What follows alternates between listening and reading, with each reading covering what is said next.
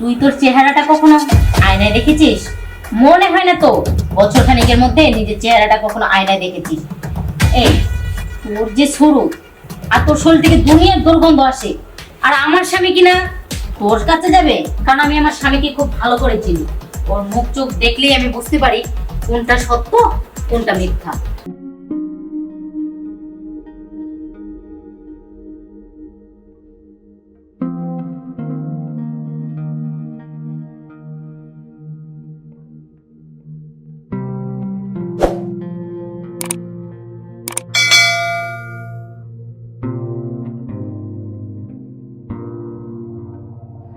কিরে ফুলি, কি করতেছিস?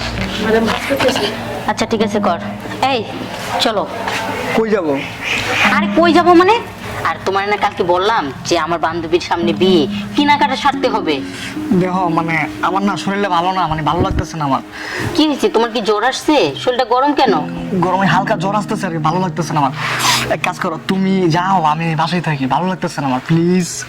আচ্ছা ঠিক আছে, আমি নিজে গিয়ে কেনাকাটা সেরে আসি, তুমি বাসায় একটু রেস্ট নাও, ঠিক আছে? ঠিক আছে। আর এই ফুলে, তোর সাহেবের দিকে একটু খেয়াল রাখিস, ওর শরীরটা ভালো না।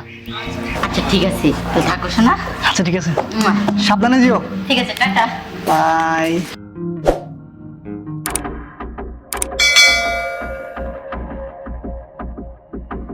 ওই ভাই, আপনি আমার গায়ে হাত দিয়েছেন কেন? গায়ে হাত দিছো তো কি হয়েছে? না, আপনি আমার গায়ে হাত দিবেন না।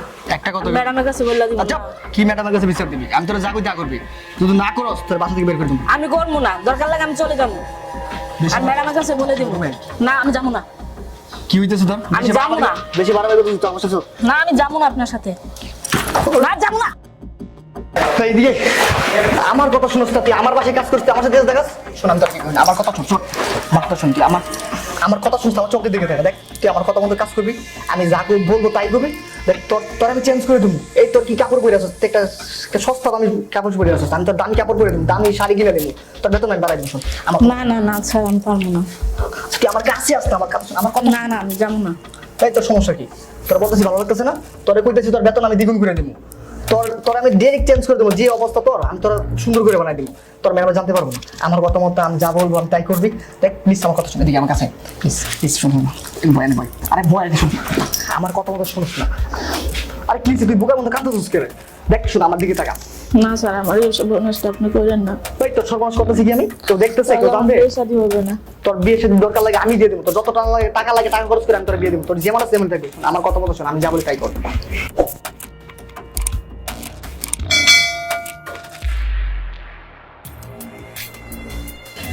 এসব যদি তোর ম্যাডাম না জানতে পারে, আর যদি তোর ম্যাডাম জানতে পারে, আমি তোর বাসা থেকে বের করে দেবো।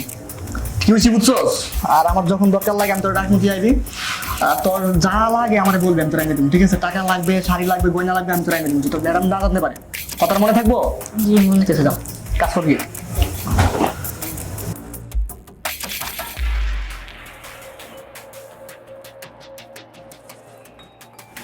স্যার, একটা সর্বনাশ হয়ে গেছে গা।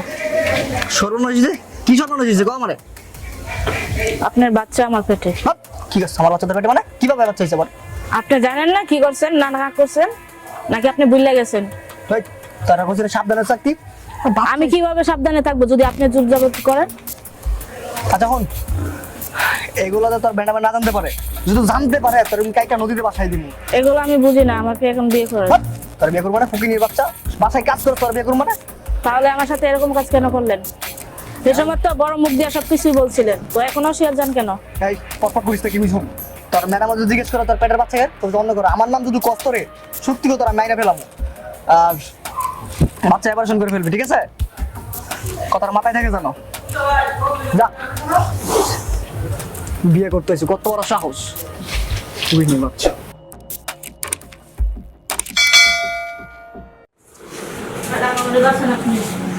কি হয়েছে? এই তুই আমার পা ধরতেছিস কেন? উঠ দেখি কি হয়েছে, উঠ। কি হয়েছে তোর? স্যার, আমার সাথে অনেক খারাপ কাজ করছে। তোর স্যার তোর সাথে খারাপ করছে? এদিকে আয়। কি হয়েছে খুলে বলতো? আমি লজ্জায় কিছু বলতে পারতেছি না। লজ্জা মানে কি হয়েছে সেটা তো বলবি। আপনি যখন বাসা দেখেন না, তখন স্যার এসে আমার সাথে দুর্যোগ করে একটা খারাপ কাজ করে, তার জন্য ওর বাচ্চা আমার পেটে। তুই এসব কি বলতেছিস? এই দেখ, আমার স্বামীর নামে একটা বাজে কথা বললে খাট ধরে তোকে বাসা থেকে বের করে দিব। না ম্যাডাম, আমি কোনো বাজে কথা বলছি না, আমি সত্যি কথা বলছি। আপনি বাসায় না থাকলে উনি আমার সাথে জোরজাবত করে অনেক খারাপ কাজ করে। আমার বিশ্বাস হচ্ছে না আমার স্বামী এই কাজ করতে পারে, কারণ তুই হলে আমার বাড়ির কাজের মেয়ে, আর তোর যে চেহারা, এই চেহারায় আমার স্বামী রুচিতেই আসবে না। তুই বলতেছিস ওর সন্তান তোর করবে? তুই তোর চেহারাটা কখনো আয়নায় দেখেছিস? মনে হয় না তো বছর খানিকের মধ্যে নিজের চেহারাটা কখনো আয়নায় দেখেছিস। এই তোর যে সরু, আর তোর শরীর থেকে দুনিয়ার দুর্গন্ধ আসে, আর আমার স্বামী কিনা তোর কাছে যাবে? কখনোই তো বিশ্বাস করতে পারবো না এটা আমি। ম্যাডাম, সৌন্দর্য দিয়ে সবকিছু হয় না, সৌন্দর্য দিয়ে সবকিছু হয় না। আমরা গরিব বলে ভেবেন না যে আমরা ব্যবসাগিরি করি, আমরা টাকার জন্য অনেক কাজ করি, তা না। আপনার হাজবেন্ড জোর করছে বলে আমি বাধ্য হইয়া করছি। আর আপনার হাজবেন্ড আমাকে অনেক কিছু কথা দিয়েছে, কিন্তু আপনার হাজবেন্ড যদি এখন অস্বীকার যায়, আমার কিছু করার নেই। আমি যা সত্যি তাই বলেছি। আচ্ছা দাঁড়া, আমি ওকে ডাকতেছি। সাগর, সাগর, এখানে এসো তাড়াতাড়ি। তোর মনে হয় আজকে শেষ দিন এই বাড়িতে। কি হয়েছে? চিল্লাইতেছ কেন? এই ও কি বলতেছে? কি বলতেছে? ও বলতেছে আমি যখন বাসায় থাকি না তুমি নাকি জোর জবরদস্তি করে ওর সাথে খারাপ কিছু করো, আর তোমার বাচ্চা ওর গর্ভে। এই বিয়া তো ফুকিনির বাচ্চা কি করছিস বলা?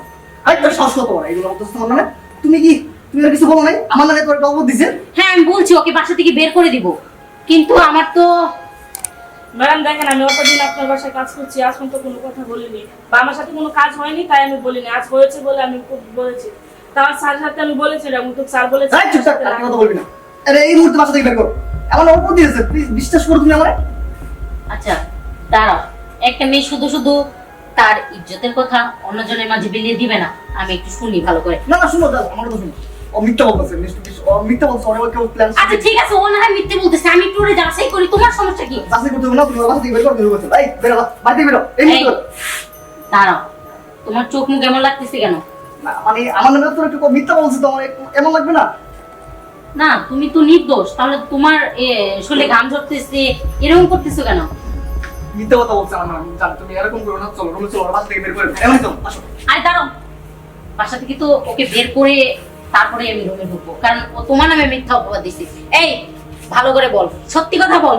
না, আয়, ম্যাডাম। আমার কাছে আয়, সত্যি কথা বল। আমার স্বামীর নামে তুই মিথ্যা অপবাদ দিচ্ছিস না? না ম্যাডাম, আমি মিথ্যা কথা বলি না, যাই সত্যি আমি তাই বলছি। জান সত্যি কথা, আমার মিথ্যা হইতেছে আমার নামে। স্যার আমার সাথে মিথ্যা কথা বলতেছে। আপনার সাথে যতই করতে যাই ততই ও আমার অন্য অন্য রকম কথা বলে আমাকে ভয় দেখায়, এটা করবে সেটা করবে, তা আমি ভয় বলি না। দেখো তুমি তো আমার বিশ্বাস করো তাই না?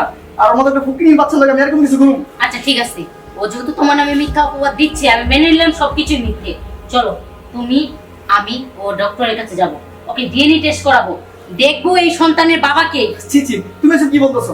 এই ফুকিনির বাচ্চা ডিএনএ টেস্ট তুমি করো মানে? আরে বাদ দাও ওসব, বাদ দাও, চলো। আরে তুমি ভয় পাচ্ছ কেন?